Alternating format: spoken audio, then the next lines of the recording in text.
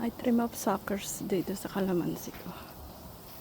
I'm not done yet, but ayan. Ay, nag-ano pala kami. Nag-market kami. See what happened. DIY. See? Okay na para makahinga yung mga buong. May malunggay. Pero, even the lemon, tinanggal ko rin kasi wala nang silbi yung mga ano nila, bagong leaves. So, ayan. Look better. Wala na talagang itlog. No more itlog. May kumain. Emptiness na tayo. Emptiness. Ayun. Ito, ititrim ko pa to kasi tingnan mo na. Hindi maganda. Ayan. It looks better. Hindi na masyadong bushes.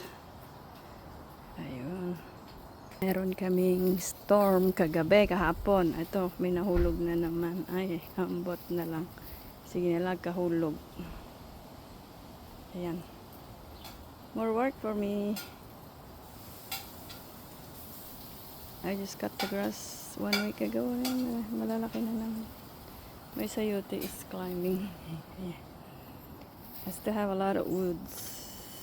Rin banda, I trim it. Pero hindi pa ako tapos mag-trim. May ano siya. Bugs. So, ulitin ko na lang.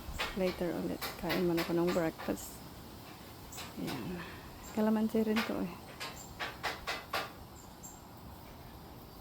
And guys, thank you